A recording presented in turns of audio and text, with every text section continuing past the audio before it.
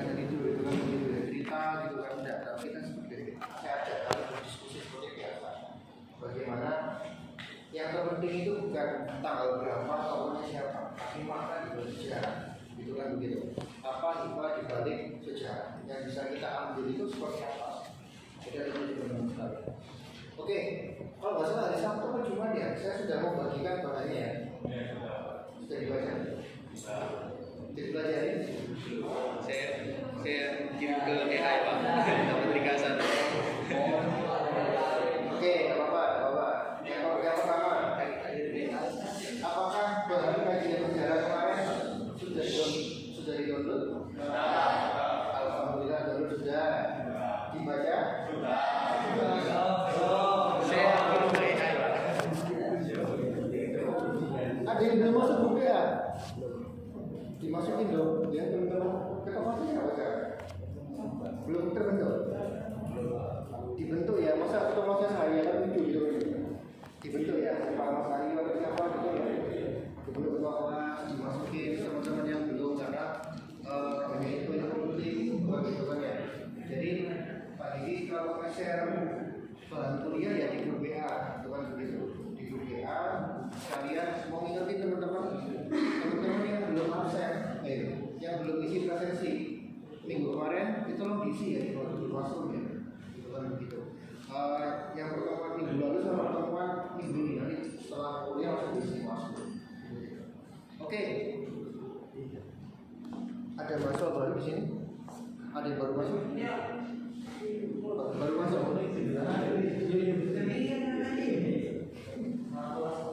Oh salah kelas, tidak apa-apa. Salah tapi benar. Oke, ya.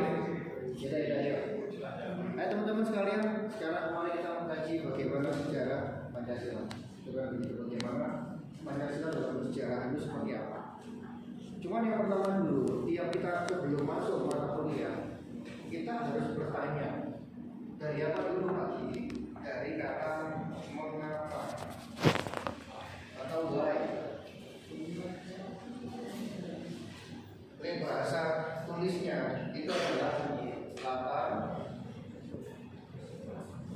latar belakang. Jadi latar belakang itu adalah apa alasan kita perlu mengkaji mata kuliah ini Pak? Apa alasan kita perlu mengkaji bab ini itu apa? Kalau minggu lalu kita sudah banyak mengkaji ya. Kenapa sih kita perlu membahas Pancasila di bangku perkuliahan? Ada banyak faktor, mulai dari Pancasila itu cuma kewajiban formalitas, tapi aplikasinya belum terlaksana dengan baik, dengan menyeluruh. Bagaimana terlaksana? Wajar pemahamannya masih parsial, masih dangkal. Banyak pelanggaran, mulai dari sila 1 sampai sila 5.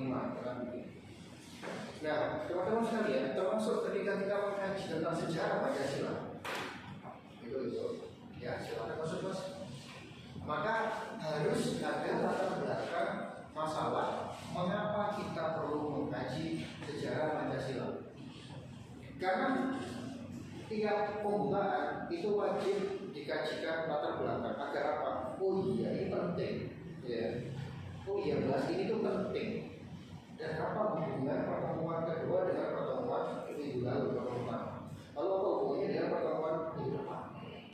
Jadi pemahaman teman-teman nanti itu adalah pemahaman yang utuh, pemahaman yang sistematis. Itu harusnya seperti ini. Jadi gitu ya. Besok pun teman-teman presentasi bukalah dengan latar belakang. Mengapa? Itu ya. Pak, latar belakang itu isinya apa sih Pak? Satu yang pasti ada yang namanya masalah. Nah, itu diskusi. Apa sih masalah itu? Masalah itu, ya? Ada yang bisa menjawab? Apakah masalah itu? Ya kita belajar filosofis ya. Kenapa sih kita perlu mengaji ini? Ada masalah apa? Sebelum saya masuk ada masalah apa? Masalah sendiri itu apa ya artinya? Silakan. Apa masalahnya? Kejadian apa?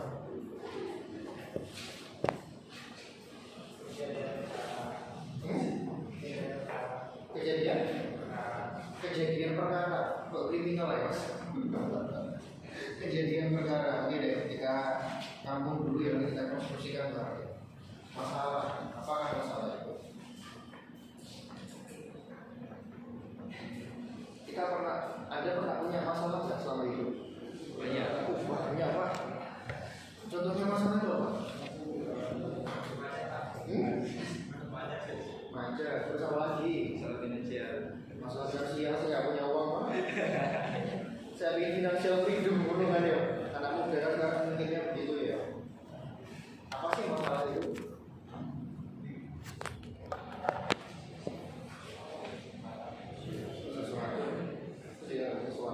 Sesuatu yang apa?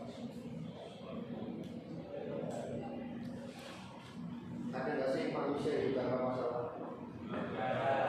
Pasti punya masalah. Kalau suatu saat kalau punya teman ya datang ke kamu, bilang, bro, aku nggak pernah punya masalah. Itu masalahnya dia. Apa? Tidak sadar dirinya bermasalah. Setiap orang itu pasti punya masalah. Kendala atau hambatan? Ya? Kendala atau hambatan?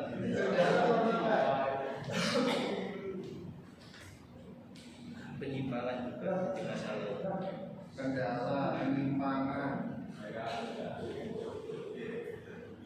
ketidakpastian, apalagi kesempurnaan. Masalah itu enak atau tidak enak sih? Tidak enak, mesti kan begini. Membawa dampak. Artinya masalah itu adalah sesuatu hal yang seharusnya tidak terjadi. Simpelnya begitu. Yang Anda sampaikan benar semua. Tapi kalau diintikan, disimpulkan, masalah itu apa? Sesuatu yang ideal, sesuatu yang seharusnya, tapi tidak terjadi di dunia nyata, itu masalah. Contoh ya, oh Pak, wakil rakyat itu seharusnya merakyat, itu kan begitu ya. Wakil rakyat itu nggak boleh korupsi, wakil rakyat itu harusnya berintegritas. Tapi faktanya, fakta di lapangan pendidikan, ternyata anggota DPR terjerat korupsi misalkan. Itu artinya apa? Kesenjangan antara yang ideal dengan hal yang nyata. Itu namanya masalah. Itu ya teman-teman. Ini benar. Saya rakyatkan semua ya. Jadi ketika hal yang ideal tidak terjadi, itu disebut dengan masalah. Masalah pasti membawa dampak negatif atau dampak buruk. Ini teman-teman. Jadi setiap Anda presentasi besok, bikin makalah, bikin skripsi bahkan, bikin karya tulis, apa yang namanya latar belakang masalah. Jangan begini. Besok presentasi misalkan, kenapa Anda mempresentasikan bahan ini? Iya Pak, disuruh Pak ini Pak. Wah jangan gitu ya, kan? Iya Pak, kebetulan temanya ini Pak. Enggak. Anda harus punya logika memetakan masalah. Ada apa aja sih? Nah, kemudian mendemonstrasi kan? Anda punya semangat, oke. Kalau ada masalah, harus ada yang namanya solusi. Ada pemecahan masalah. Nah, pemecahan masalah ini yang akan kita kaji pada pertemuan. Bisa Anda bikin skripsi juga begitu. Kenapa saya membuka tema ini? Karena masalah A, B, C, D, E sehingga mendesak. Saya harus mengkaji tema ini. Kenapa saya buka dengan kata mengapa dan masalah? Agar kita punya motivasi. Bisa dipahami ya teman-teman. Agar kita punya kita punya mood booster, para muda ya. Kita punya yang namanya keharusan mengkaji ini. Itu namanya latar belakang. Bisa dipahami ya. Ini apa jelas? Jelas ya teman-teman ya. Nah itu. Jadi ini sejelas logika pengantar saja. Jadi gitu ya. Patennya begitu, itu pakemnya. Jadi Anda bisa bikin makalah, bikin PowerPoint, bikin presentasi, bikin karya tulis. Yang pertama kamu harus kuat di sini. Skripsi. Kenapa Mas kamu tertarik ke tema ini? Yang saya suka soalnya. Bisa diterima. Harus ada teman besar. Harus ada namanya. Ini ujian ini masih gawat. Masalah zaman. Itu gitu. Oke, sekilas wawasan tentang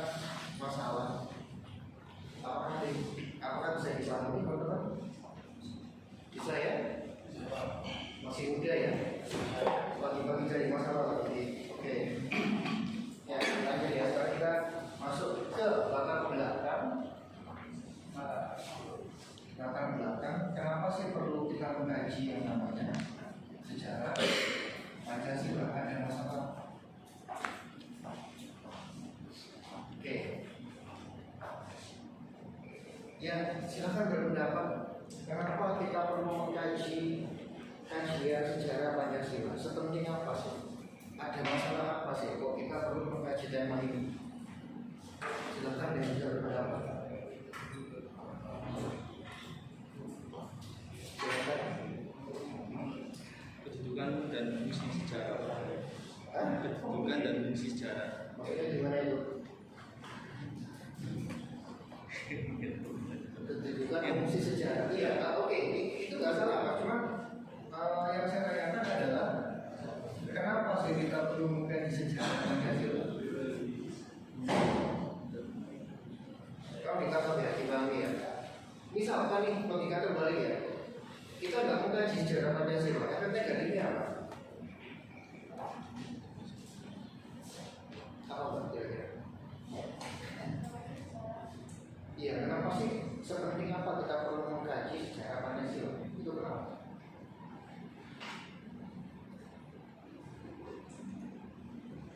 Emang kalau nggak bahas sejarah, apa ada bahasa?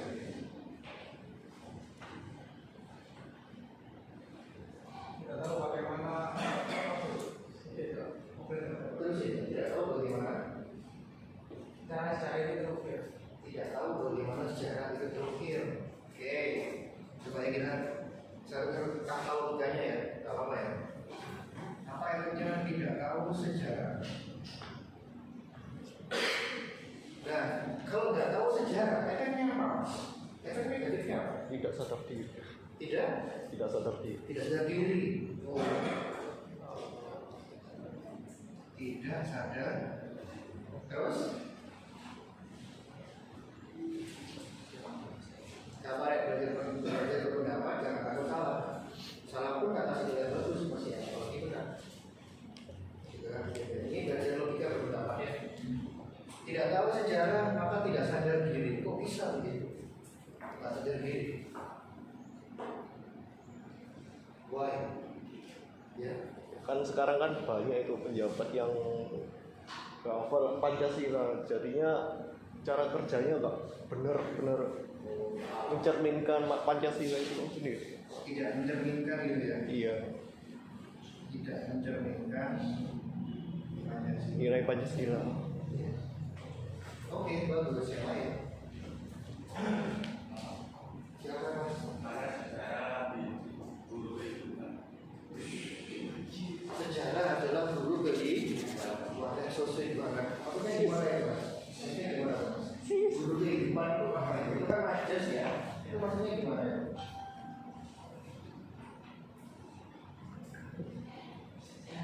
Jawabanmu benar. Tapi bagi meminta kamu meneliti itu. Makna bagaimana guru kehidupan apa? Pengalaman. Ingat ya teman-teman. Jadi ada yang namanya guru terbaik adalah pengalaman. Salah satunya ya, bukan satunya ya.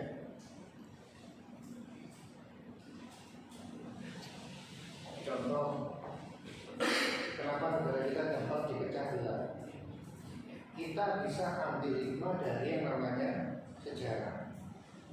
Dari dulu bangsa kita itu gampang banget diobok-obok dan dipecah-pecah itu gampang.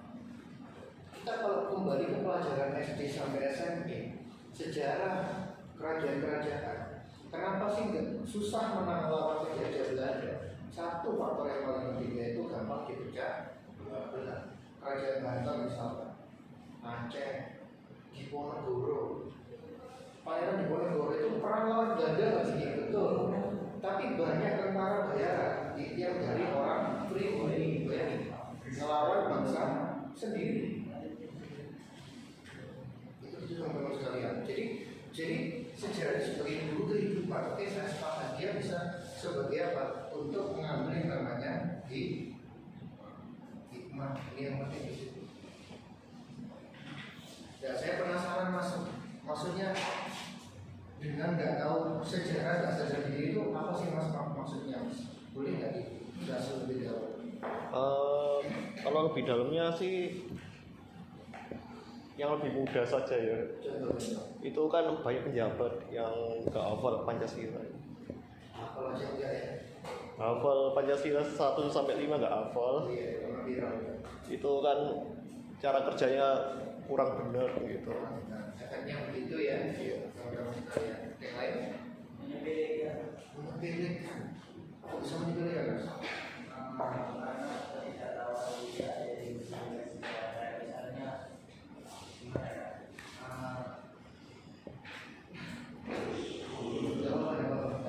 kita bersama ada yang lain. biasanya saya nggak tahu biasanya ada satu teman menceritakan sejarah nah dia itu kayak ngeyel yang ngeyel itu wah kak gitu Menyepelekan ya, teman-teman sekalian. Oke, coba gini deh. Coba kita renungi satu fenomena, yaitu misalkan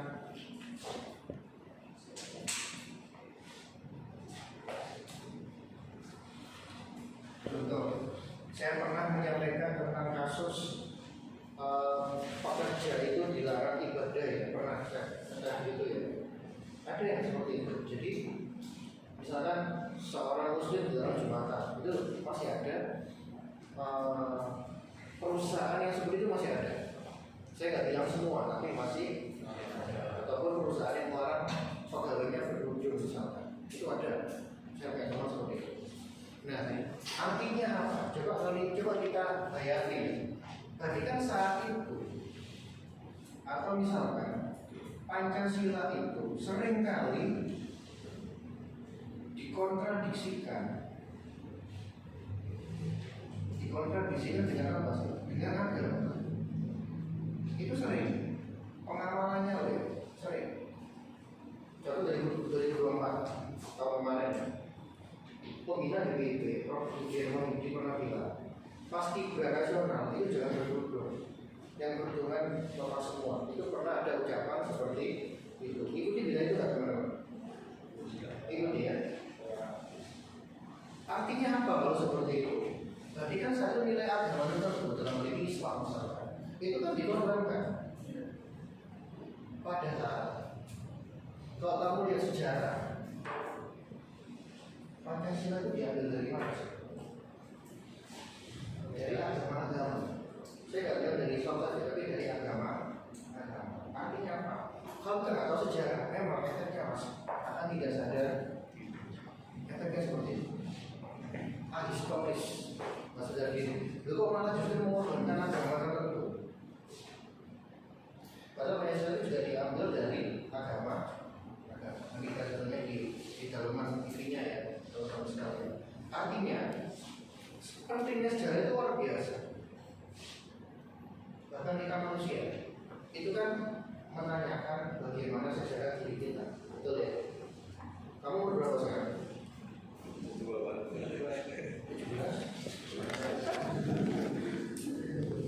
18, 20-an ya? Terus segituan ya? Alamiahnya, manusia kan bertanya, dulu waktu saya kecil kayak apa sih? Kalau masih ingat ya? Dulu saya kecil bagaimana sih? Kayak sampah.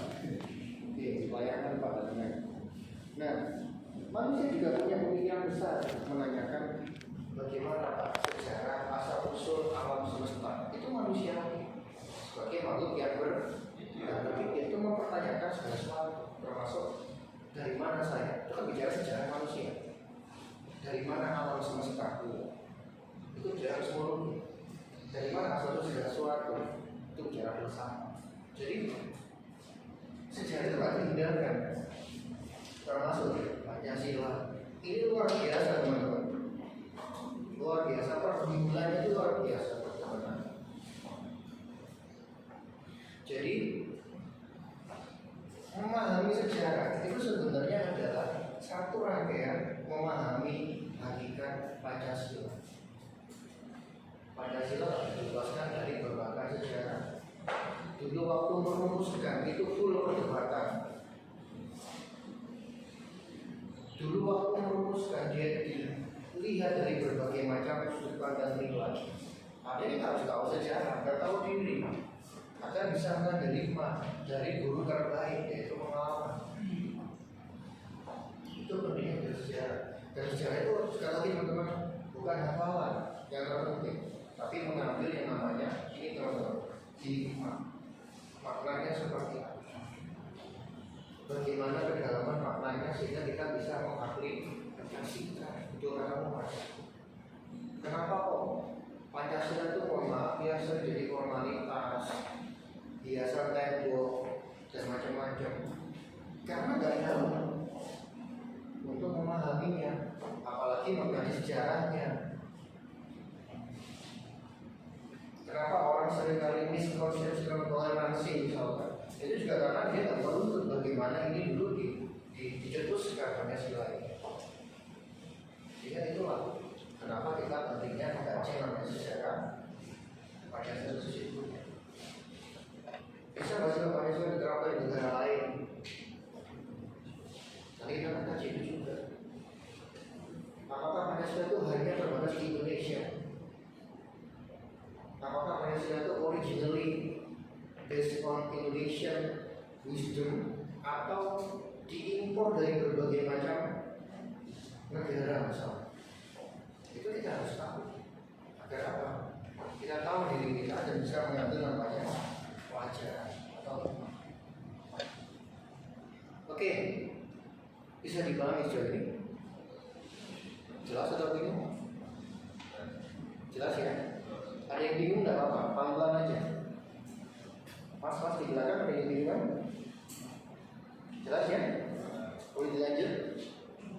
Itu ya teman-teman. Latar belakang kenapa kita mengkaji namanya sejarah Pancasila atau kajian Pancasila dalam sejarah itu. Saya hapus ya. Nanti saya share bahan-bahannya Bapak Sambil selain bahan bacaan kemarin.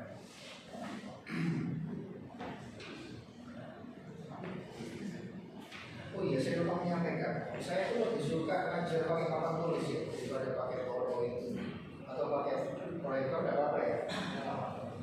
Karena saya maunya adalah teman-teman jangan terpaku pada bahan dari saya, tapi kita berdiskusi pakai ini. Bisa diterima ya teman-teman ya. Saya ada ganjil, kok nggak pakai ini pak? Saya lebih suka begini. Oke, yuk kita masuk ke dalam-dalamnya ya. Bagaimana kronologi sejarah Pancasila? Silakan ada yang tahu mungkin bagaimana sejarah Pancasila? Apakah tiba-tiba muncul tim salah tim jus 5 sila begitu? Apa ya apa? Yang pernah belajar?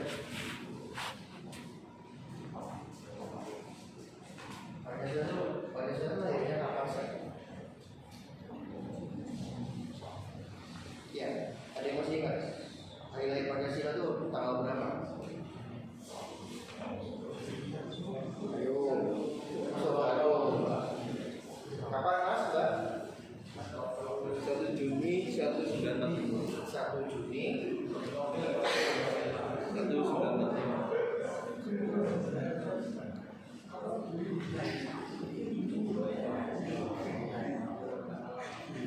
Ini lahirnya ya 1 Juni tahun berapa?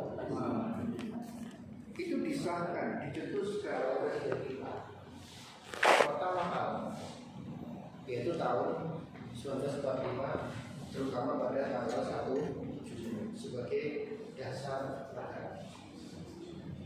Apakah Pancasila itu dirumuskan dalam satu malam yang dengan cepat? Orang-orang kecumul itu apa ya? Ini masa Jawa itu mak bejunduk kan orang-orang. Apakah begitu? Ada yang tahu bagaimana kronologi sejarahnya? Silakan. Itu Pak, sebenarnya kayak yang normalisasi PKI. Oke. PKI. Apa mas PKI terus? PKI habis itu ada kayak PKI juga. Oke, bagus. Artinya apa? Lahirnya Pancasila tidak bisa dilepaskan dari sejarah kemerdekaan. Paham ya? Logikanya teman-teman ya. Nah ini sejarah kemerdekaan. Tapi apakah lahirnya Pancasila hanya berkaitan dengan kemerdekaan kita. Apakah Pancasila jalan dengan nilai yang lawas itu lama banget, kuno bahkan itu, ataukah ya sudah cuma 2 masa ini saja? Menurut Anda gimana? Maksud Pak Diki paham ya? Nah, silakan. Terkait dengan kemerdekaan, oke, betul. Ini nanti perumusan dari tim BPUPKI ya. Terus bagaimana pengertian kemerdekaan, terus menghasilkan ini. Tapi apakah cuma berhenti pada babakan sejarah kemerdekaan?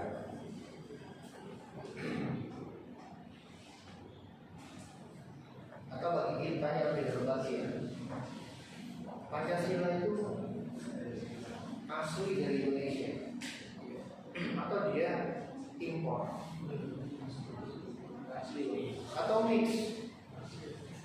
Nilainya Pancasila dari kerajaan Indonesia seperti Kutai Sriwijaya Majapahit. Jadi kalau Mas gimana ya? Iya Mas silakan. Nilai-nilai Pancasila sudah itu di dalam sejarah kerajaan Indonesia seperti Kutai Sriwijaya dan Majapahit. Dalam buku Nagara Agama karangan Prapanca dan buku Sutasoma karangan Emput Antular. Tadi lama ya? Iya Pak. Bisa ditarik dari kerajaan Majapahit dan Sriwijaya, kerajaan Hindu dan Oke, makasih Mas. Tolong kita perdalam lagi ya. Pancasila itu apakah dia original Indonesia? Apakah impor? Ada campuran?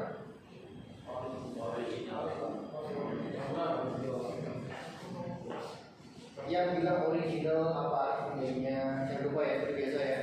Yang bilang impor apa argumennya? Yang bilang campuran apa argumennya?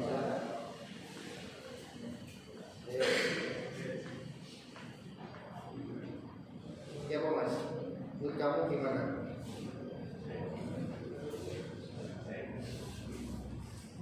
Yang bilang original siapa? Kamu nggak berpendapat, bebas.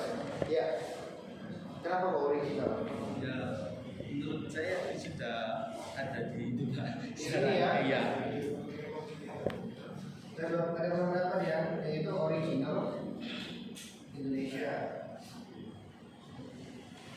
Ada pendapat lain yang pendapat ya silakan Mas. Campuran Pak, karena menurut saya waktu terjadinya perumusan Pancasila itu nggak hanya dari Indonesia, dan waktu itu keseharian kehidupan masyarakat juga ada dari luar Indonesia, dari Jepang juga waktu itu. Campuran ya ada originalnya ada impornya gitu ya Mas. Kamu gitu ya Mas. Oke baik.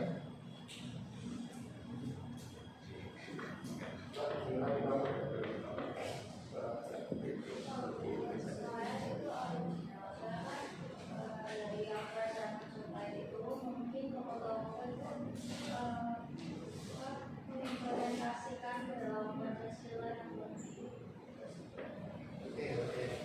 Sudah ada sejak zaman kerajaan Hindu Buddha begitu ya. Oke. Sekarang mau ditanya, Hindu Buddha itu apakah agama asli Indonesia atau dari luar negeri? Ayo. Luar. Dikaji lagi Pak. Kamu tahu nggak Ayo? Agama asli orang Indonesia itu agama apa? Jawa. Kejawen. Kejawen. Bagi kita kan ya? Hindu dari negara mana sih? India. Tadi apa? Impor. Benar kan? Buddha dari negara mana?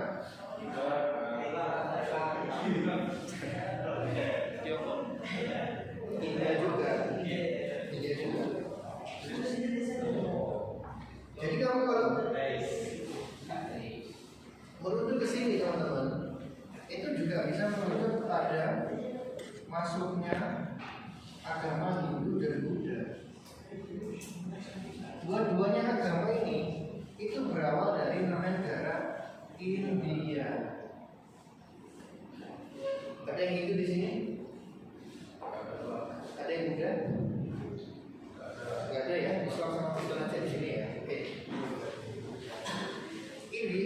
kirain Hindu wale. Hindu itu lahir di mana teman-teman? Di India. Loh kok muncul Buddha Pak?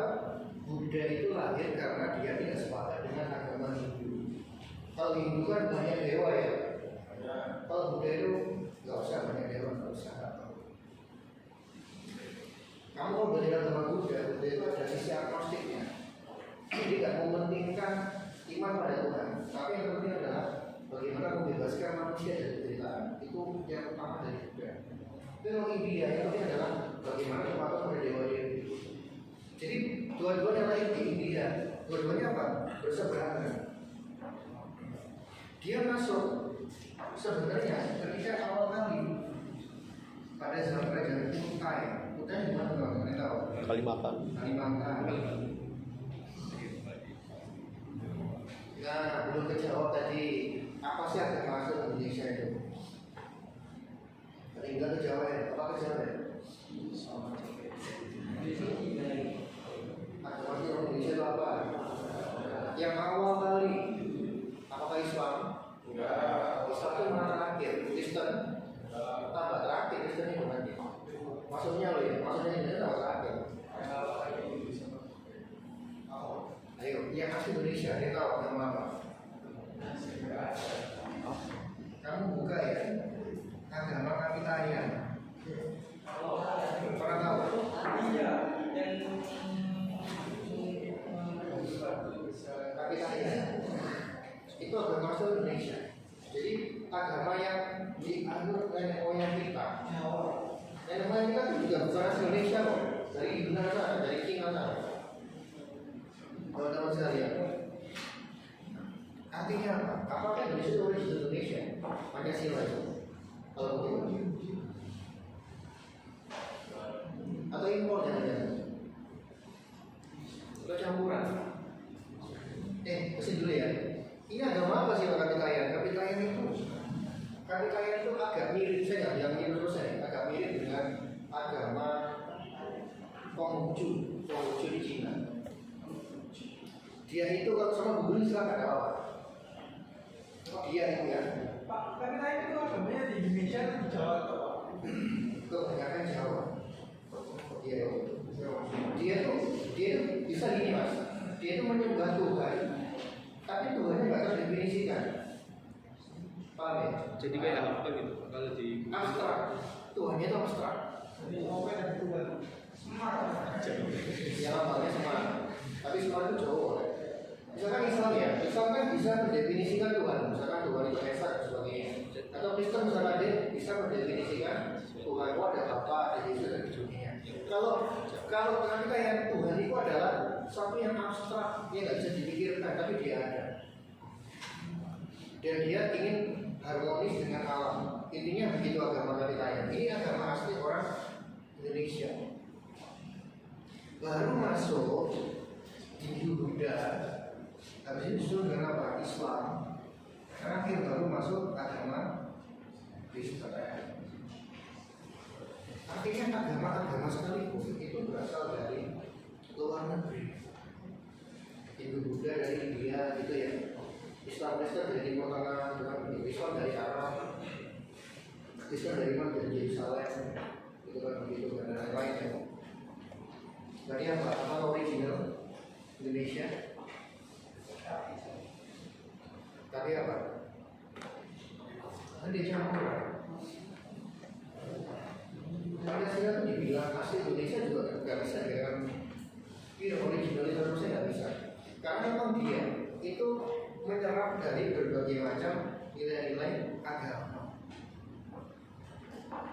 Dibilang murni dari impor juga nggak pas, karena dia juga Kapitayan juga memiliki yang namanya andil besar.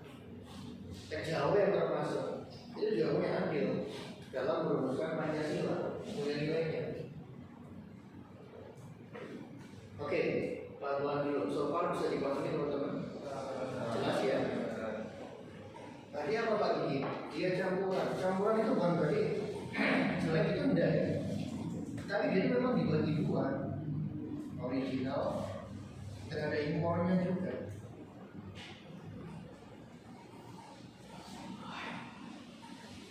Dan itu bukan nilai satu nilai dalam semalam itu udah. Tapi kamu bisa runtuh sejak zaman apa tadi kalian? Kamu runtuh dari zaman Hindu, Buddha, Islam dan Kristen masuk lama. Nilai itu lama sekali. Artinya apa? Orang Indonesia kecenderungan yang paling dominan itu satu, yaitu cenderung dia itu memiliki namanya kecenderungan untuk bertuhan. Pernah nggak sih sejarah Indonesia itu menunjukkan dia jadi ateis? Pernah nggak? Pernahnya kapan mas?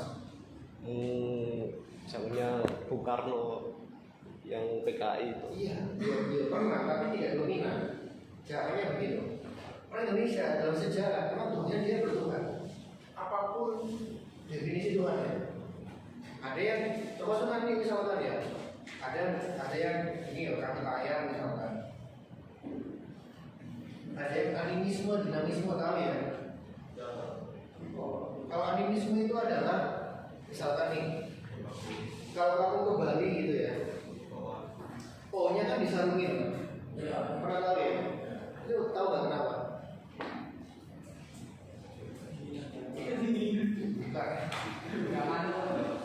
Dikeramatkan.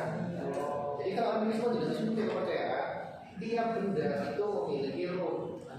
Makanya ada pohon besar dikasih sajen gitu kan, begitu. Ada hewan-hewan suci misalkan, itu disembah juga ada, misalkan di Mesir gitu ya. Kucing saja itu disembah kucing. Namanya Dewa Bastard. Kalau tahu itu ada googling. Jadi Dewa Bastard, Dewa kucing Mesir. Jadi agama juga ada animisme, dinamisme, menyembah hewan-hewan suci. Kalau Hindu itu sapi, nggak boleh dimakan. Kalau India itu ada kucing dan macam-macam banyak ya. Animisme, dinamisme, gajah itu Ganesha itu. Termasuk kapitayan Indonesia termasuk baru masuk agama-agama kayak Hindu, Buddha, gitu kan gitu ya.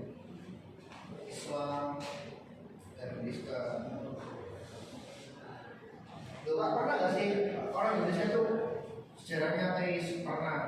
Pada waktu antara tahun 1948 sampai 1965 ini dibawa oleh siapa sih? Komunis. Komunis itu tahu ya? Tanggal 30 September kemarin untuk film PKI nggak kalian? Tidak. Terus terang. Ada yang tahu komunisme itu apa?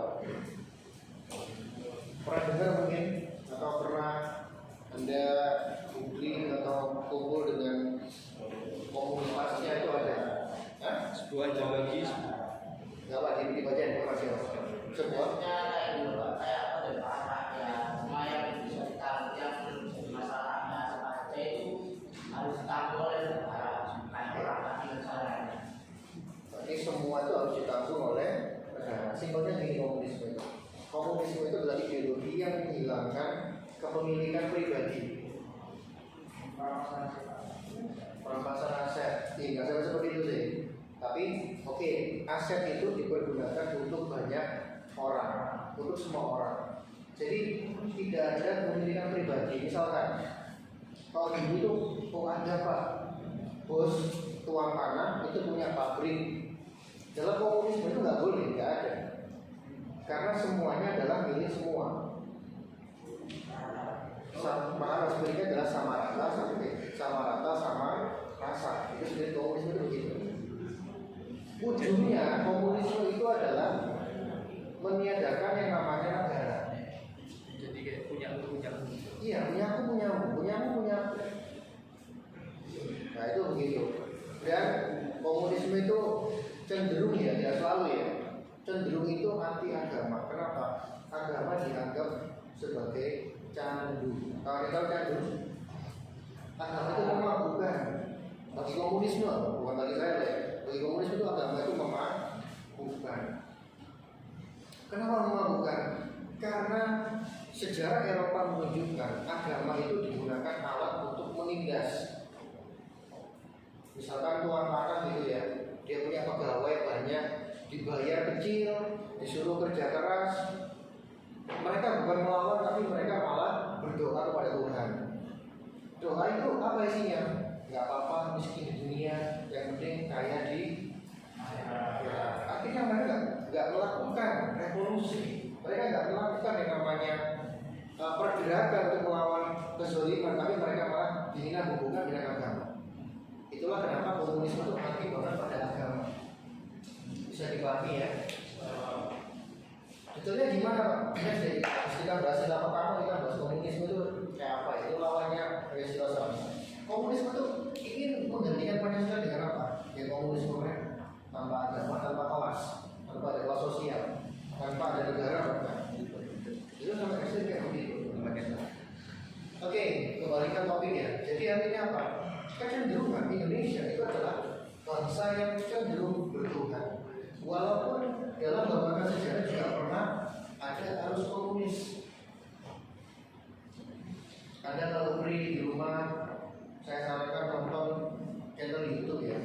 Namanya itu channel YouTube Mata Hati Pemuda. Ada yang pernah tahu? Channel YouTube Mata Hati Pemuda. Nanti ya, kamu lihat bagaimana sejarah kekejaman PKI. Itu suka melakukan pembantaian terhadap orang-orang beragama, terutama santri-santri, ulama-ulama di pedesaan pesantren gitu. Kamu nanti buka YouTube free itu nonton gitu ya, agar kita lebih wawasan. Mata Hati Pemuda itu sejarah TKI gitu aja. Jadi muncul bagaimana kekejaman TKI dalam ini menghadirkan Pancasila dengan ayo jangan bertuhan, ayo sama rata sama rasa itu kan itu ya teman-teman ya. Oke, sejarah bisa dipahami. Jadi bingung kan? Jelas? Ya kembali ke topik lagi ya. Sejarah menunjukkan cenderung ada yang namanya spirit ketuhanan, walaupun tidak lagi memaknai Tuhan itu berbeda. Dalam agama kita yang Tuhan itu undefined, Tuhan itu tidak bisa didefinisikan. Pokoknya abstrak ada, selesai. Itu dalam kapitanya. Ada animisme, dinamisme. Tuhan itu apa? Berbentuk apa? Pohon-pohon keramat, keris-keris keramat, gitu ya. Misalnya kalau kita tangga mbah keris, itu animisme kan? Hewan-hewan suci, ya kan ya, sapi, terus apa lagi misalkan kucing dan lain-lain itu ya.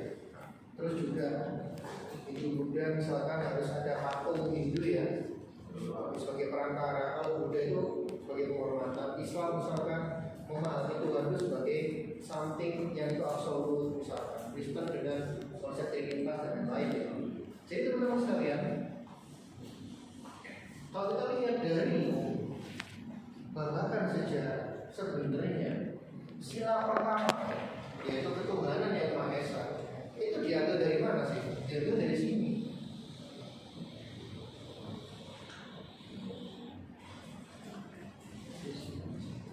Pelan-pelan bisa dipahami.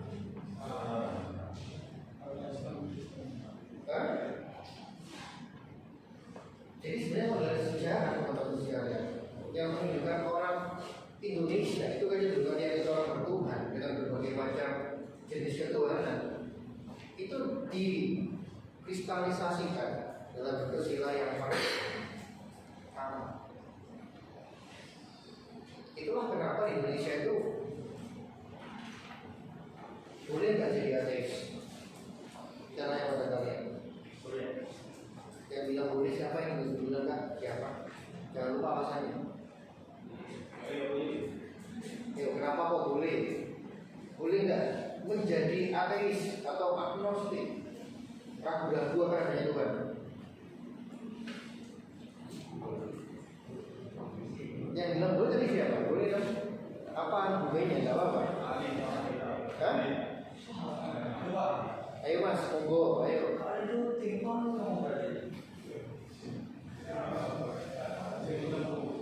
Boleh nggak sih?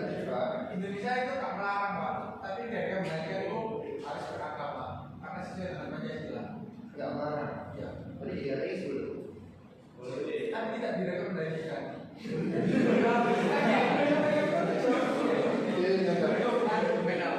Tidak dilarang tapi juga tidak direkomendasikan. Ya. Tapi lebih baik jangan ateis gitu ya. Menurut Mas Aryo gitu ya. Boleh nggak misalkan Pak, saya nggak bisa Tuhan, Pak boleh nggak Indonesia itu? Ayo, boleh nggak? Ada nggak hukum yang melarang? Tidak ada, tapi boleh. Boleh ya? Kamu punya pernah ateis ya?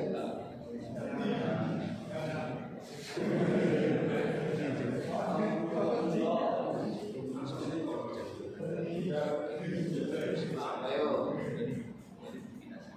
teman-teman, kamu kalau tahu ya, memang faktanya itu nggak ada undang-undang yang melarang ateis itu nggak ada. Itu kan komunis Pak, saya nggak bilang komunis, ateis sama komunis itu beda. Ya, ateis nggak mesti komunis, komunis nggak mesti ateis. Ada komunis yang beragama ada, di Indonesia itu ada. Kalau dia komunis Marxis, itu baru dia mesti jadi ateis, teman-teman sekalian. Oke ya, secara undang-undang tidak ada aturan yang melarang menjadi ateis. Sebenarnya saya nggak bohong ya, saya nggak mengguyoni Anda. Memang nggak ada aturan. Yang dilarang adalah satu, menyebarkan ajaran itu yang nggak boleh, yang dilarang. Itu yang kena hukum. Jadi ateis itu nggak dilarang secara hukum, tapi menyebarkan ateisme itu kena hukum mana itu? Apa maksud saya? Ayo, kenapa demikian? Mungkinkah ateis itu diem aja gitu? Gak nyebarin ajarannya? Mungkin kan seperti itu? Tanya ya. Mungkinkah ateis itu diem saja? Oke, aku diem aja ya, nggak usah propaganda ateis gitu ya. Mungkinkah seperti itu? Kamu kalau ikut gabung komunitas filsafat banyak gitu. Iya, saya nggak bilang orang berfilsafat itu jadi ateis, tidak ya, nah gitu ya. Tapi saya sering menemukan itu dalam komunitas filsafat. Kamu kalau misalkan ini saya berpromosi ya, mohon maaf gitu ya. Kamu misalkan buka channel di YouTube, namanya tuh ini ya, channel YouTube namanya tuh God and Beyond, Tuhan dan dibaliknya. Itu full, ya full sih. Banyak kajian ateisme di sini. Saya kenal teman saya kok yang bikin YouTube ini. Saya juga pernah ngisi di sini. Ya saya bukan promosi, mohon maaf ya. Anda kalau ingin tahu realitas ateisme, Anda bisa buka channel YouTube ini. Kalau mau silakan seperti pelayanan. Jadi teman-teman, ya memang dilema gitu ya. Dilemanya apa? Jadi ateis boleh, tapi nyebarin ateis nggak boleh. Apakah negara bisa memaksa kamu harus beragama? Apakah bisa seperti itu? Nggak bisa. Karena apa? Itu kembali kepada masing-masing orang. Jadi betul itu. Hukum ini agak mulai jadi tapi nggak apa-apa ya. Ini nanti hubungannya sama Faisal berdasar hukum ya. Hukum itu tidak bisa memaksa mengatur kamu harus beragama ini loh. Itu nggak boleh dan nggak bisa. Karena agama itu urusan masing-masing. Apakah dia mengklaim agamaku benar itu silakan, itu hak masing-masing. Tinggal dapat dipertanggung jawabkan, silakan, nggak ada masalah. Tapi kalau kamu harus berislam ya, karena ini mayoritas Islam, itu nggak boleh. Islam sendiri melarang untuk memaksa, betul. Saya kira semua agama juga melarang umatnya untuk memaksakan. Bisa dipahami ya. Kamu harus jadi ateis, jadi beragama. Tidak. Bahkan kamu misalkan pernah debat dengan ateis. Ya saya di channel ini kamu boleh buka. Itu mereka pun akan bertahan mati-matian. Betul itu. Bertahan mati-matian, mempertahankan argumen. Karena apa? Cara pikirnya sudah berbeda. sehingga hukum pun nggak bisa masuk ke situ mengharuskan. Paling banter dia membatasi pergerakan, tapi faktanya itu pun nggak terjadi. Yang baru, kamu mau lihat ateisme di Indonesia itu makin lama makin meningkat, bukan meningkat, makin meningkat. Jangan di Indonesia ya, di dunia saja, bahkan di Arab Saudi itu pusat Islam loh. Ateisme itu meningkat. Coba sekarang googling ya, jumlah ateis di dunia. Ayo, googling, ayo biar kamu update jumlah ateis di dunia. 2,3% dari populasi dunia, Pak. Oke, itu juga termasuk kamu buka survei dari Ipsos. Ini yang bagiannya lebih orang ateis agnostik di seluruh dunia. Silakan, Anda googling ya, boleh Anda googling, silakan. Survei Ipsos jumlah ateis di dunia itu berapa persen? Itu waktu itu Pak.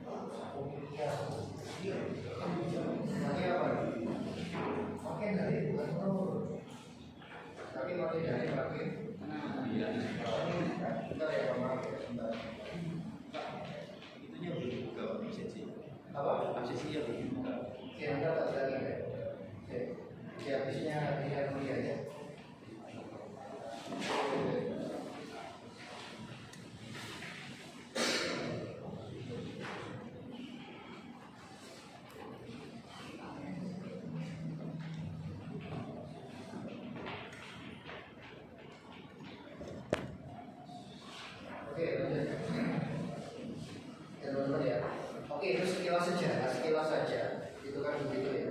Jadi bagaimana itu menunjukkan dinamika perubahan dari lahirnya Pancasila ya. Oke. Apa artinya? Jumlah ateis agnostik itu luar biasa meningkat.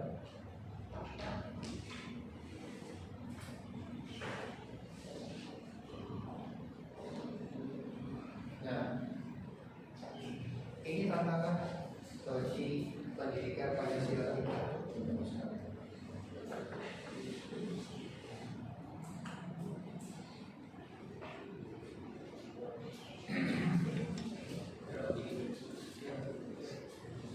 Oke, berarti apa sih? Pancasila itu yang sekedar hanya dipahami secara parsial, hanya dipahami secara bagian-bagian yang terpisah. Tapi apa? Termasuk dikasih yang menghadapi tantangan itu. Itu seperti itu. Bagaimana kita menghadapi ideologi yang berbeda-beda? Bagaimana kita menghadapi tantangan dari teman-teman ateisme itu seperti apa? Tantangannya di situ.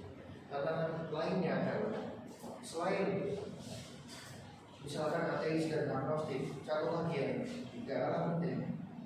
Jangan lupakan ini ya, misalkan gaya hidup Hidup hedonis, tahu hedonis ya? Hedon, tahu hedon nggak? Apa sih hedon itu? Mewah, flexing, kemewahan. Jadi bayangin ya, memahami Pancasila dari aspek sejarahnya kurang dalam, ya teman-teman sekalian. Terus apa sih? Misalkan tantangan dari nilai yang berbeda itu nilai hedonisme. Tentu kita tahu, misalkan pejabat-pejabat yang korup itu, mohon maaf ya, pejabat-pejabat yang korup itu apakah gajinya kecil? Kalau mereka besar loh, apalagi UMR lebih mas, berlipat-lipat, apalagi gaji direksi Pertamina itu kan begitu kan? Itu mohon maaf ya, gajinya bisa tapi kok masih korupsi Pertamax misalkan. Itu kan apa ya? Dia tidak akan merasa yang namanya cukup. Tidak amanah juga. Karena apa? Dia tidak di sini. Dia apa namanya? Perilakunya adalah hedonis tadi. Moralnya. Teman-teman sekalian. Oke. Termasuk tantangan lain apa sih? Misalkan tantangan ideologi komunis tadi ya.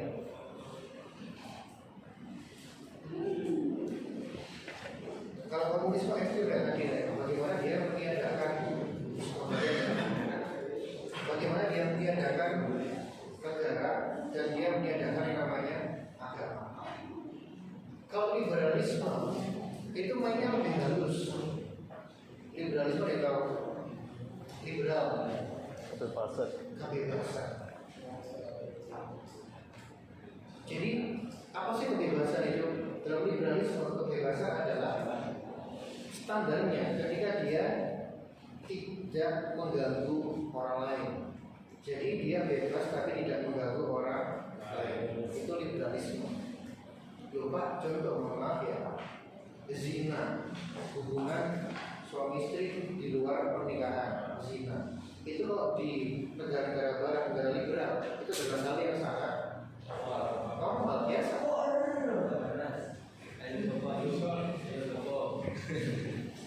Ya kembali karena apa? Mereka punya azas itu. Yang nggak mereka toleransi adalah maaf, pemerkosaan. Itu nggak mereka toleransi karena apa? Itu paksaan. Kalau zina berarti boleh dong bagi mereka, boleh selama suka sama suka. Misalkan itu diaplikasikan di negara kita, apa yang bakal terjadi?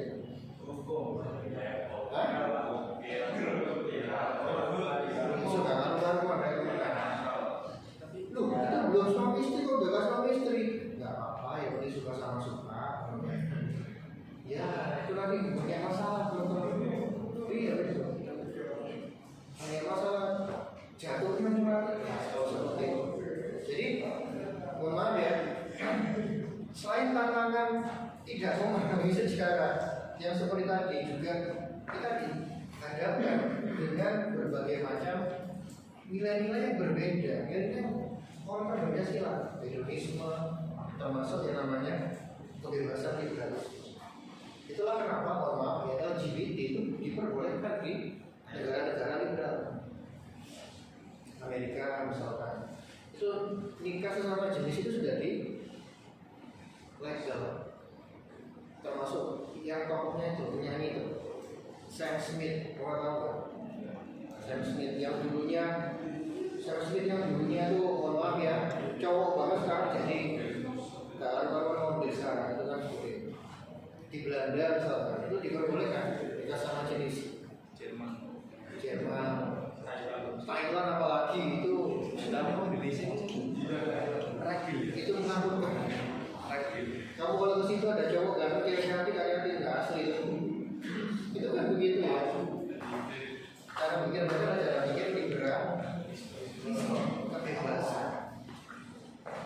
kebebasan ini sebenarnya bertentangan dengan nilai luhur ketuhanan sebenarnya. Nah kami tadi situ yang paling besar apa? Menurut saya ya, itu di liberalisme. Kebebasan yang seringkali dianggap tanpa batas, yang seringkali dianggap apa yang mohon maaf ya, pada dirinya apa sih?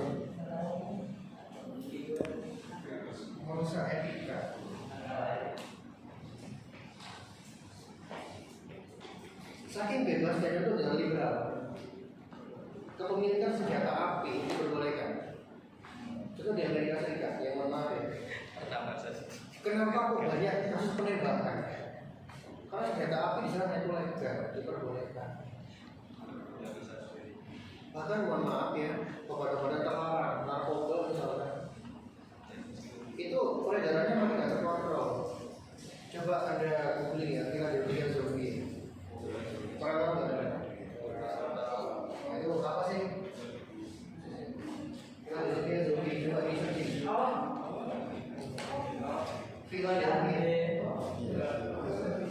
Philadelphia zombie. Cover ke zombie. Nah, hotel bukan. Philadelphia zombie. Overdosis. Pernah tahu ini?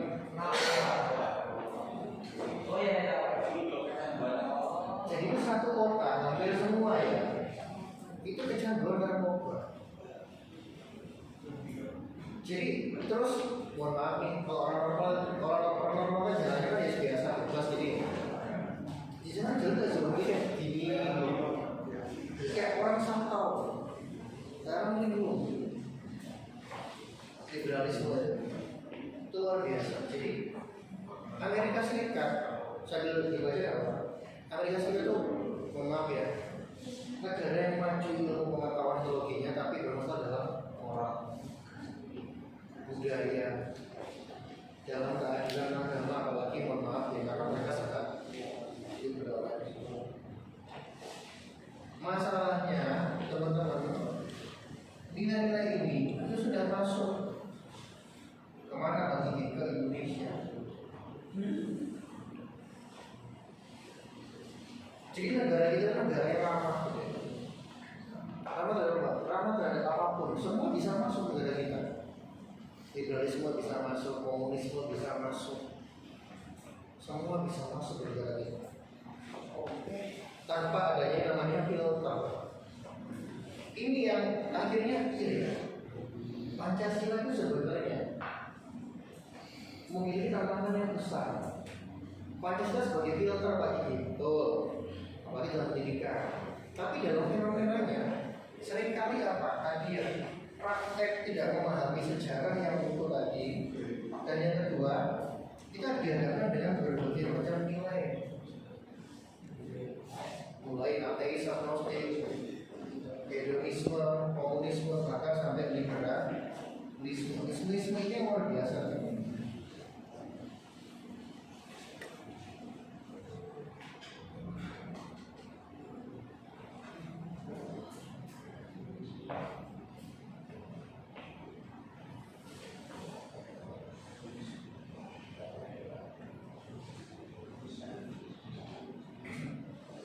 Bahkan pernah tadi saya sampaikan di pertemuan pertama ya, yaitu misalkan yang namanya LGBT itu udah mulai berkembang di Indonesia,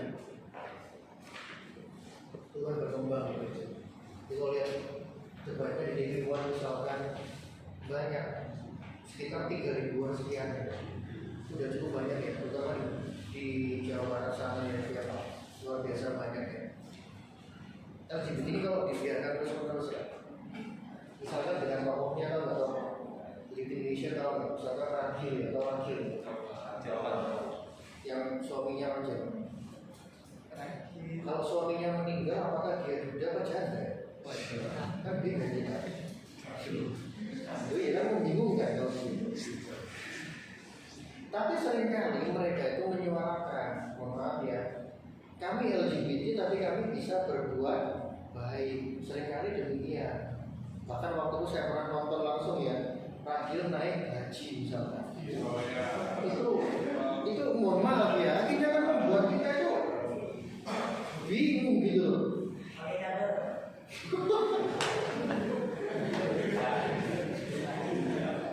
Yoga orang warna nyadar gitu. Membuat kita apa? Bingung. Kenapa? Kita mau kritik orangnya haji itu ibadah gitu kan ya. Kita nggak kritik tapi kok seolah menyatakan kita jadi tidak bisa berbuat baik loh. Nah, itu teman-teman. Itu namanya di situ. Belum lagi misalkan contoh ya, ada kan sekarang pesantren waria misalkan. Coba googling pesantren waria di Jogja. Pesantren waria. Kamu googling. Pesantren waria. Waria haji Di Jogja Pak ya? di Jogja ya. Tahun 2008.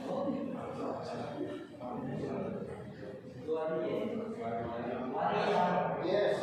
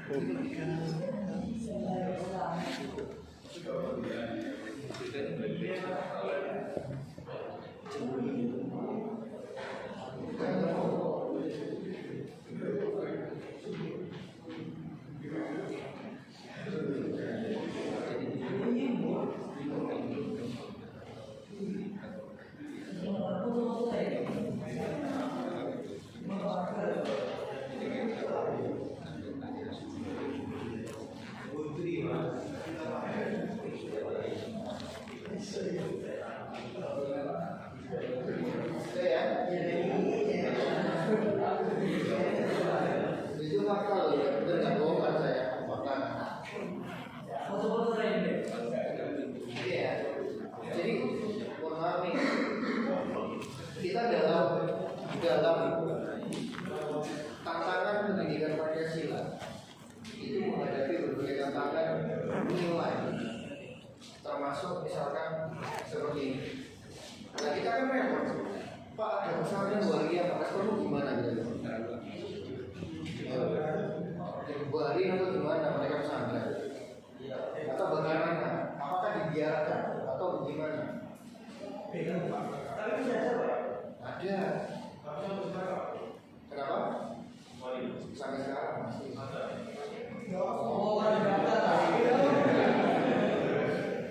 Oke ya, teman-teman. Jadi orang kembali ke sini ya. Jadi itu berbagai berbagai tantangan dan dinamika pendidikan Pancasila kita itu seperti itu. Jadi pemahaman Pancasila kita itu sedang berada di dalam arus perbedaan nilai, arus perbedaan ideologi, arus perbedaan bagaimana perspektif yang itu digunakan untuk saya mengklaim saya Pancasila loh, itu ada seperti itu. Termasuk mereka pun, ya juga mereka bilang bahwa saya Pancasila, saya bertuhan. Tapi apakah sepenuhnya? Mohon maaf, mereka misalkan melanggar sinoyak apa itu? Waria itu kira-kira. Ayo, hah? Kenapa bukan dua mas?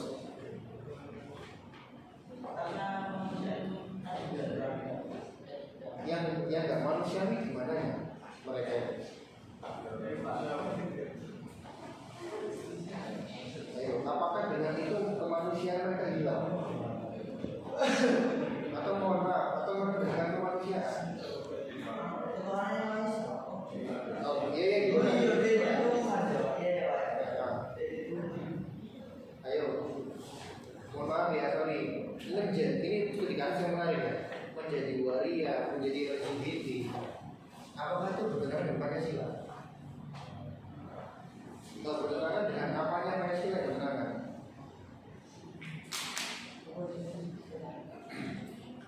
Saya ulang ya, menjadi LGBT, menjadi mohon maaf, menjadi waria. Apakah itu adalah bertentangan dengan Pancasila?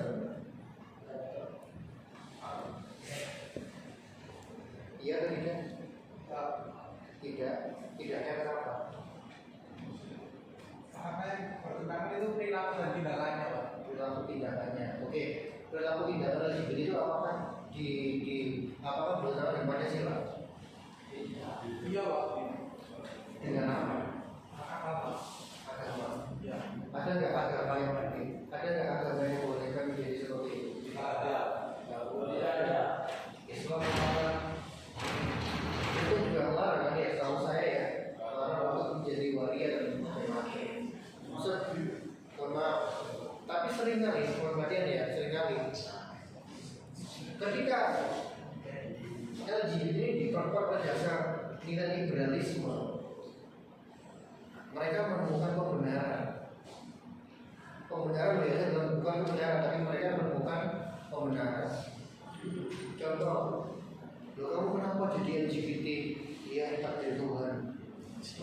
Takdir.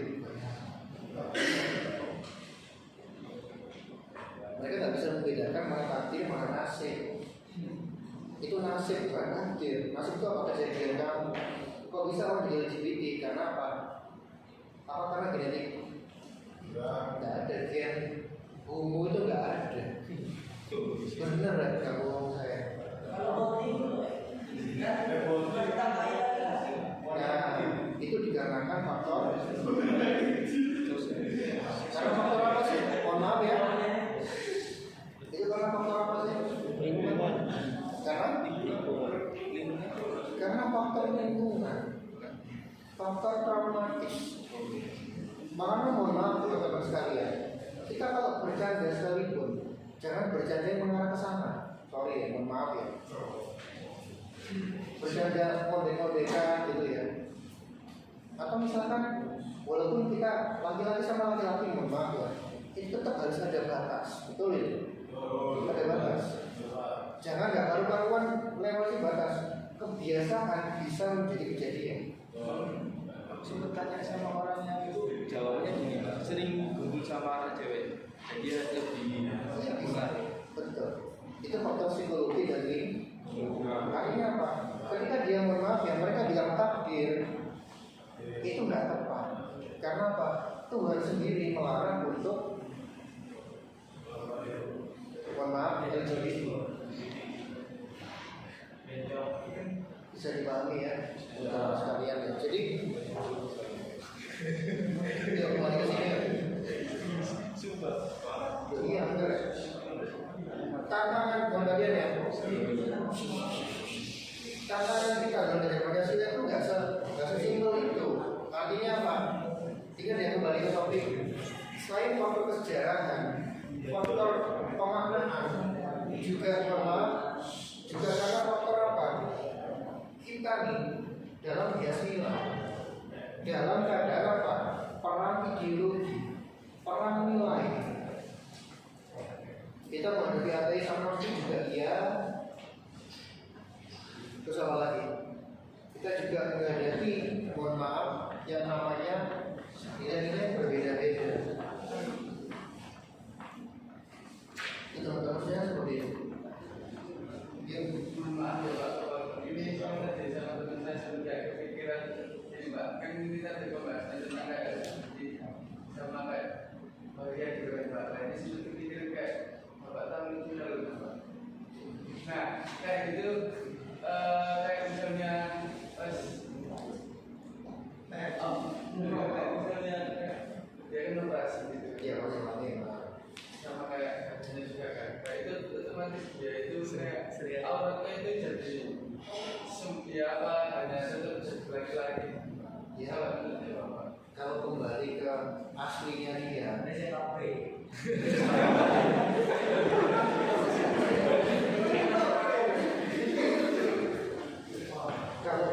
mohon maaf ya, kalau kembali ke aslinya dia tetap laki-laki, tetap dia mohon maaf ya.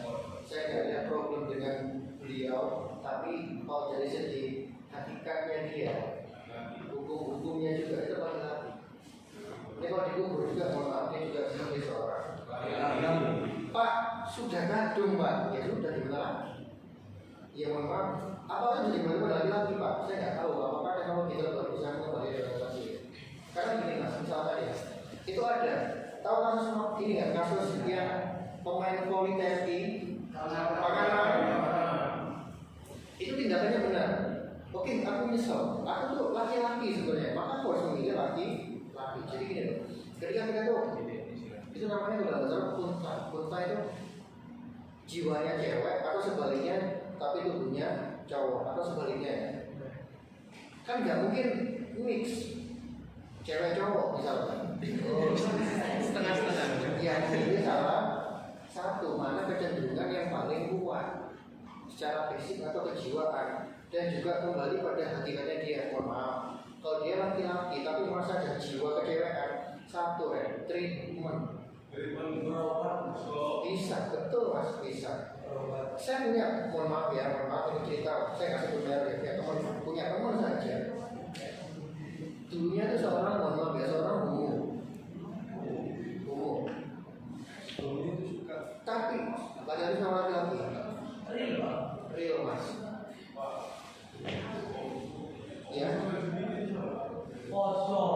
ya termasuk di situ mas. GG termasuk di sini. Nah, selama dia gini mas, tidak menyangkal diri, dia bisa sembuh. Oke, saya nyalain dia, tapi saya ingin sembuh, itu minimal dulu. Tapi kalau dia menyangkal diri, nggak apa-apa, saya begini juga takdir Tuhan, nggak apa-apa, bisa sembuh. Itu kunci di situ. Tapi kalau iya ya Tuhan, saya dalam keadaan di zaman tapi saya ingin sembuh. Tahu nggak treatmentnya adalah disuruh sering kumpul dengan perempuan agar apa? Muncul ketertarikan kepada lawan. Jadi itu toh mas.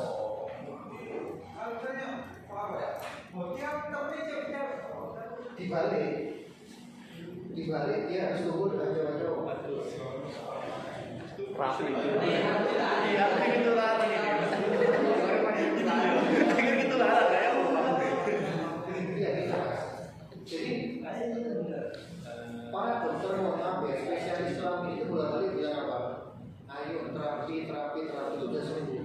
Itu bolak-balik sama dokter psikologi ya. Itu yang itu mesti menyuarakan itu akhirnya apa? Satu yang paling penting hindari penyangkalan diri. Penyangkalan diri itu nggak apa-apa begini takdir Tuhan. Kalau begitu udah selesai semua masalah. Artinya apa? Dia harus terus. Tapi kalau oke ini masalah saya harus berubah. Artinya apa? Mohon maaf ya, kembali ke sini ya. Kalau kita pakai pijakan, mohon maaf, liberalisme, nggak apa-apa saya umum, yang penting tidak mengganggu orang lain. Cara pikir liberalisme, ideologi liberalisme. Kembali ya. Kalau kita kembali pakai mohon maaf Pancasila, kita kembalikan pada apa ya? Agama dan keluhuran etika. Agama Islam melarang, jelas itu dosa besar sekali. Agama Islam juga melarang, ya kan? Maksudnya itu keras terhadap yang namanya keras terhadap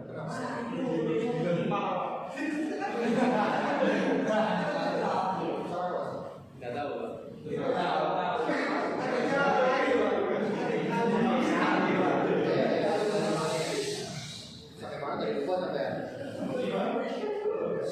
Bertentangan dengan agama juga dengan etika ketimuran, etika universal. Mohon maaf ya, kalau misalkan tindakan seperti ini dibiarkan, apa yang bakal terjadi?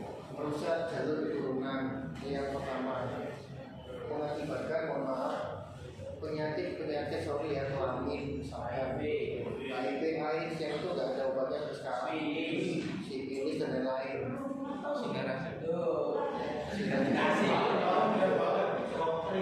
Iya, mohon maaf ya. Jadi Pancasila itu diaplikasikan. Saya kalau atau perilaku, kita perang ideologi itu perang nilai sampai seperti itu. Jadi pahami sejarahnya itu penting. Kalau nggak paham, luar biasa kita nggak paham maknanya juga. Dan yang kedua, sadarlah kita dalam keadaan perang antar ideologi. Pancasila sebagai apa? Sebagai basic kita, sebagai pijakan kita. Lupa ini kita punya dua dasar, Pancasila sama agama udah. Kamu melakukan Pancasila itu sudah melakukan amalia agama. Bisa dipahami ya? Karena tadi kembali ke sejarah, nilai Pancasila juga diambil dari agama masing-masing. Itulah kenapa Sobat alhamdulillah dilarang menikah sesama jenis. Kenapa? Itu merusak keluhuran. Tapi Tapi kalau di negara liberal, silakan bebas. Bisa dibayangin ya, di Thailand itu bahkan dilegalkan, bahkan ada namanya event tagging out. Kita tahu ya? Iya Pak. Tagging out.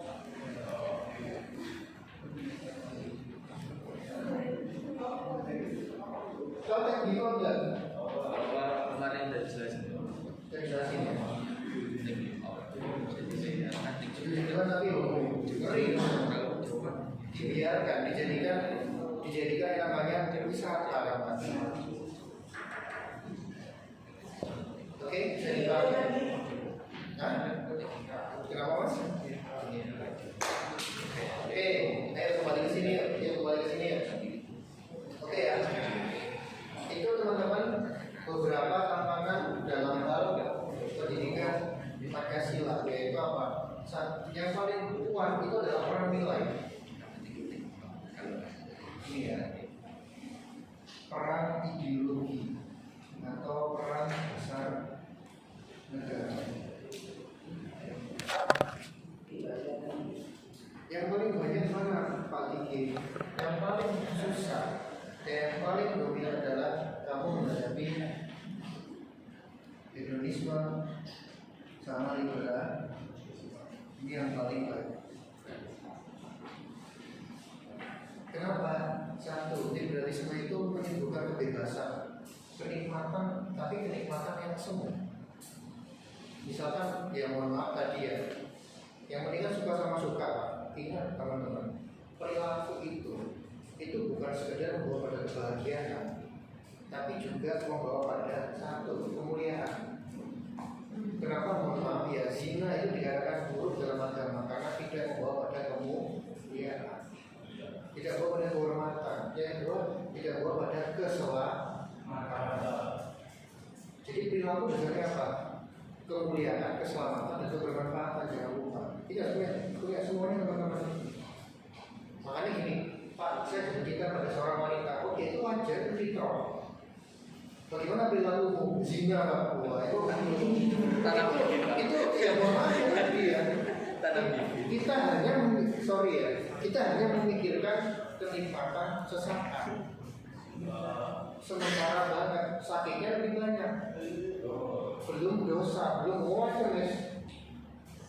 Nah kalau Pancasila masuk, ya dimasukkan. Ingat ada kemuliaan di situ, ada kehormatan, ada namanya keselamatan, ada namanya ketenangan batin. Itu teman-teman sekalian. Sehingga apa dari situ? Ini kita bisa menolak ini dan bisa mengaplikasikan Pancasila dengan baik dan benar. Termasuk ya mohon maaf ya, kita minggu lalu membahas panjang lebar korupsi, haus dan nepotisme. Kenapa sih? Mulai dan gabungan ada faktor ini, mana ada hedonisme tadi. Nah, hidup mewah tidak akan pernah merasa cukup dan puas. Bisa dipahami ya teman-teman sekalian. Jadi belajar Pancasila itu asiknya begitu. Dia bukan bermain di ruang yang hampa, tapi di ruang perang nilai. Kalau dulu zaman Pak Karno itu eksplisit banget, perang agama, komunis, Pancasila, liberal masuk. Tapi kalau sekarang halus main. Liberalisme misalkan itu maksudnya apa sih? Lewat budaya, lewat tontonan, dari seni misalkan, maaf ya, itu kan begitu kan. Masih banyak lagi, termasuk misalkan quote-quote LGBT misalkan, ataupun iklan LGBT misalkan, itu luar biasa banget. Sehingga teman-teman sekalian itu menjadi oke ya, tapi pada saya bukannya sebagai alasan, tapi sebagai filter ideologi. Itu memang falsafah dasar negara kita, sehingga kita bisa memfilter ini semua, pemikiran-pemikiran ini bisa dipahami ya. Satu lagi seperti kasus terakhir ya, yaitu nikah beda agama. Nah, coba kita aplikasikan dari cara pikir Pancasila ya, dengan cara pikir liberalis misalnya dalam kritik ideologi gitu ya. Oke, di dalam negara kita menikah beda agama itu apa hukumnya?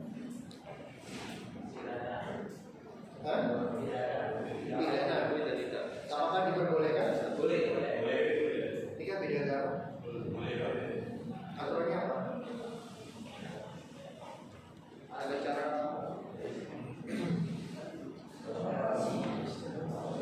Ayo, nikah beda agama itu Secara ayo.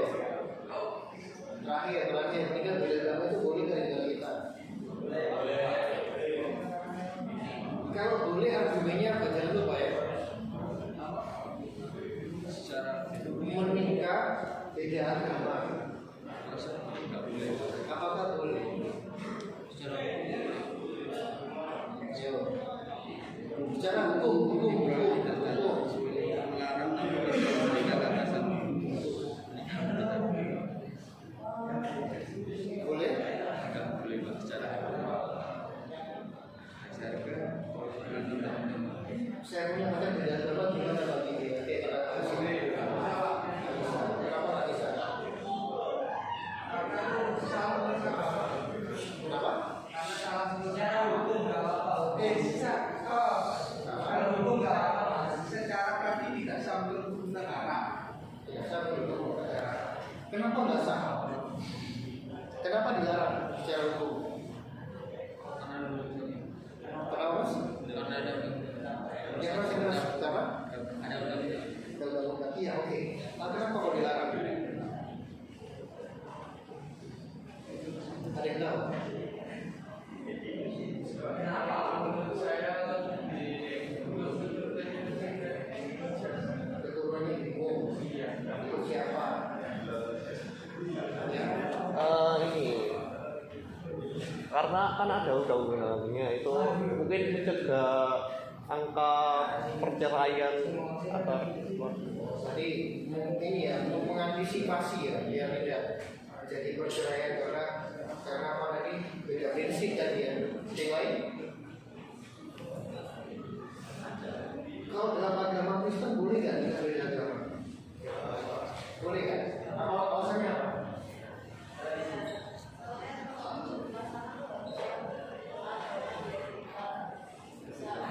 Dan berpasangan Harus keseimbangan ya. Oke. Kalau dalam agama Kristen, pembagian ya, agama Kristen nggak boleh. Kalau agama Islam boleh apa enggak? Nggak boleh juga. Apakah nikah beda agama dalam toleransi? boleh. Jadi apa? Apakah nikah beda agama adalah kalau ya dibalikan ya? Apakah nikah beda agama ada toleransi?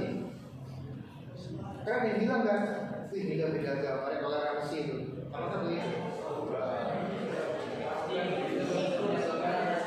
Masih apa? Tiga salah. Ayo coba ya. Menikah itu menyatukan apa sih? Menikah itu menyatukan apa sih? Ayo, apa yang disatukan? menyatakan dua ini satu.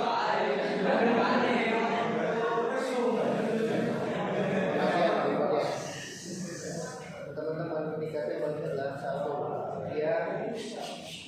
Dia menyatukan visi dan misi yang sama. Itu yang pertama, tujuan bersama. Visi misi itu apa landasannya? Agama masing-masing. Itulah kenapa menikah itu bukan urusan toleransi, bukan, tapi dia urusan menyatukan visi dan misi. Ya udah Pak Diki, saya nggak mau menikah beda agama, saya menikah dengan ateisme misalkan. Itu tambah soal debat toh. Nah, Tuhan itu ada nggak ya? Kalau bilang Tuhan nggak ada, ya. Ini debat bendino, debat dia kan? Pembelian. Itu bukan masalah toleransi, tapi masalah menyatukan visi dan misi, menyatukan karakter, jangan lupa. Itu teman-teman sekalian. Jadi itu juga apa ya? Kembali ke yang namanya spirit Pancasila. Dikembalikan pada apa? Agama masing-masing. Bukan menggunakan cara pikir liberal. Cara liberal, mana aja nikah beda agama boleh, nikah sama jenis boleh, bahkan nikah dengan hewan juga boleh. Iya kan jualan beneran dengan ya? Iya Pak, sama Buaya. bukan ada yang itu Pak. Tumbuhan. Wisata juga. Ya kan aneh-aneh gitu loh. Itu ya. Oke. Nikah digolekan. Terakhir, kesimpulan ya. Hari ini teman-teman sekalian, kita selain belajar sejarah Pancasila juga yang paling penting adalah kita belajar tentang apa tantangan dan dinamika belajar Pancasila. Satu ya, Pancasila harus dipahami makna mendalamnya. Dia nggak bisa lepas dari akar sejarah. Itu yang penting ya, kita dalam mendalami pada pertemuan minggu depan. Yang kedua, ini paling penting, sadarilah kita sedang yang namanya perang nilai, perang ideologi. Jadi kita menghadapi yang namanya apa? Ideologi, cara pikir ateis dan agnostik yang luar biasa semakin menguat ya, makin banyak. Juga kita menghadapi yang namanya liberalisme, komunisme, hedonisme dan lain-lain dalam menafsirkan bagaimana berhidup. Nah, Indonesia itu punya kebijakan, membandingkan ya, itu punya kebijakan Pancasila untuk apa teman-teman? Mengkritik mereka itu semua. Kalau misalkan nikah beda agama diperbolehkan gimana Pak? Susah bertemu. Karena apa? Dikembalikan pada agama masing-masing. Itu satu prinsip dan satu iman. Itu paling apa begitu? Bukan beda iman sebagaimana yang direkomendasikan oleh liberalisme. Oke teman-teman sekalian ya, jadi termasuk LGBT misalkan, selamanya Pancasila itu akan menolak namanya LGBT. Sementara dengan apa? Kemanusiaan yang adil dan beradab. Begitu ya teman-teman sekalian. Oke, itulah pertemuan kita hari ini teman-teman sekalian. Sebelum saya tutup ada yang ditanyakan? Sudah jelas ya? Oh iya, terakhir teman-teman tolong jangan lupa segera absen. Absen di classroom. Pertemuan itu ada 2 ya. Ini waktu itu belum absen. Yang sekarang Terus dibuka itu udah absen ya. Dan absen agar kalian